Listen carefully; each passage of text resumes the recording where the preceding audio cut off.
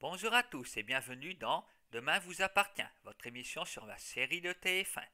Nous allons revenir une fois de plus sur les événements de la semaine écoulée, puis nous parlerons de l'actualité autour de la série et terminerons avec la rubrique Miraculous. Malgré le laxisme dont fait preuve ouvertement Sarah, la police remonte jusqu'à Justine, dont le passé est révélé à sa mère.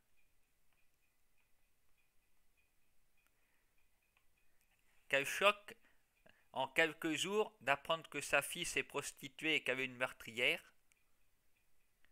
Pour échapper à la justice, elle prend la fuite avec Tristan et Colline, mais se fait arrêter.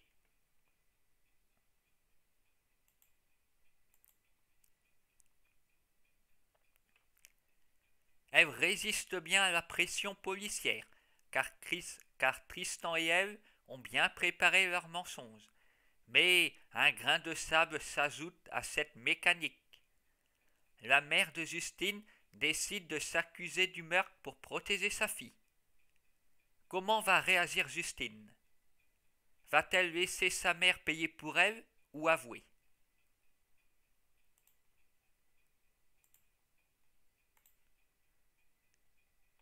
À présent innocenté, Sylvain retrouve sa famille. Nous pouvons imaginer le déroulement de la journée quand Pierre est mort. Sylvain a trouvé son corps après que Justine l'a tué, et ensuite Tristan est venu pour déplacer le corps. Mais une grave question demeure. Qui est l'homme sur la photo dans le train? Un sosie de Pierre? Un frère jumeau? Une photo antidatée? J'espère que nous en saurons plus car c'est vraiment la dernière interrogation qui se pose. L'intrigue va sans doute se terminer la semaine prochaine.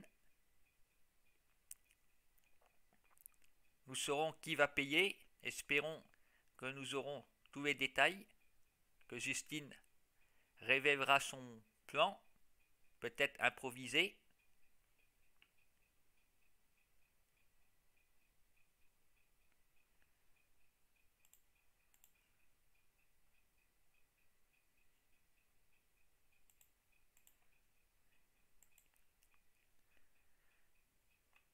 En dehors de l'intrigue principale, Nour est de plus en plus attiré par Jules, mais ne veut pas quitter Timothée pour ne pas lui faire du mal. C'est pourquoi elle adopte une attitude un petit peu irrationnelle en se montrant agressive envers Jules, qui ne mérite pas ça. Nous avons également découvert les mésaventures d'Alex pour son spermogramme. Heureusement qu'Amanda était là pour l'aider.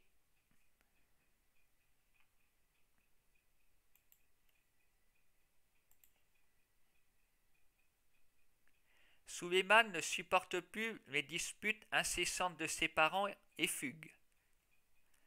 Timothée n'est pas le seul à utiliser un casque anti-bruit.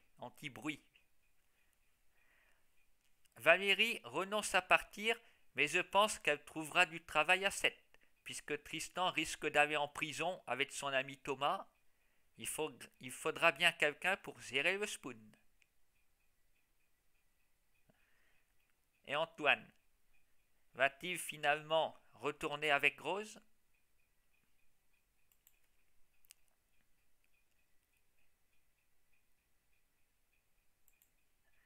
Grosse histoire en perspective, le procès de Laurence, un an après les faits.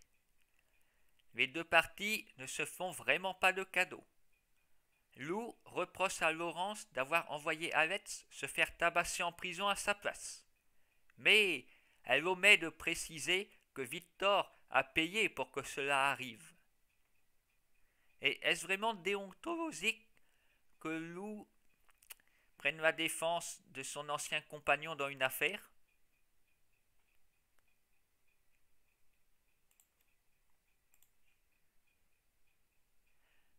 De son côté, Virginie réussit à démonter le témoignage de Timothée et à énerver Victor.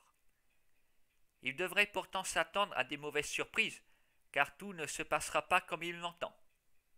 Il paye Romain pour qu'il fasse un faux témoignage, mais ce dernier est bien décidé à enfoncer Lola. J'en connais un qui va être furieux. D'autant qu'il a accepté en apparence l'argent et le marché. Victor ne pourra même pas porter plainte contre lui, car il devrait avouer qu'il a voulu le corrompre. Je ne pense pas que cela durera un mois, mais cette affaire sera certainement remplie de rebondissements. Et, bien évidemment, un tel procès ne pouvait pas se faire sans la victime.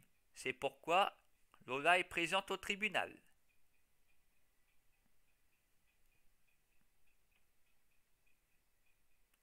Dommage qu'elle ne puisse pas donner son avis, seul Timothée la voit.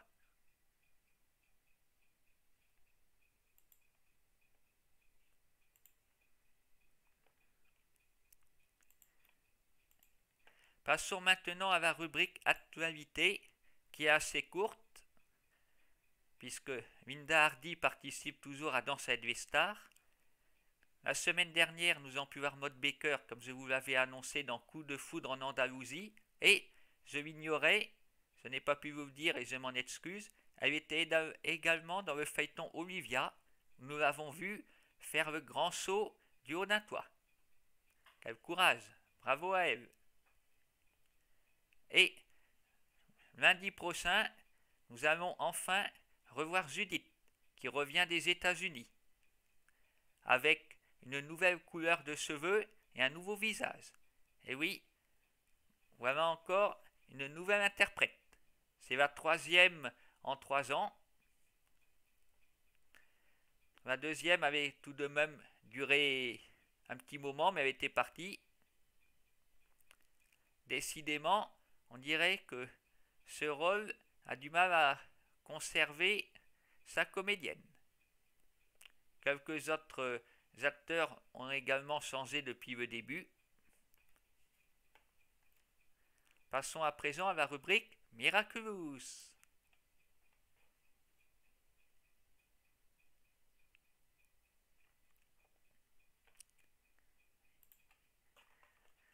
Comme d'habitude, je vais vous sortir un petit quelque chose de ma boîte à trésors. Voici le personnage de Chloé Bourgeois, la fille du maire de Paris, une vraie peste arrogante, qui, dans la moitié des épisodes, réussit à mettre quelqu'un en rogne, et le papillon en profite pour l'acclimatiser. Chloé est donc le principal fournisseur de cœurs noirs pour l'ennemi juré, le Ladybug et Chat Noir. Vous pouvez voir ici qu'elle a un sac à main de grande taille. Si vous observez plus bas, vous verrez des dents, car en effet, ce sac à main peut également servir de peigne. Si vous avez envie de la coiffer, par contre, ce n'est pas forcément à l'échelle. Je ne pense pas que dans la vie réelle, il y ait des sacs à main comme ceci. Je vous donne rendez-vous la semaine prochaine pour voir la conclusion de l'intrigue autour de Pierre le Roi et certainement le début d'une nouvelle intrigue encore inconnue. A très bientôt et profitez bien des vacances d'Halloween.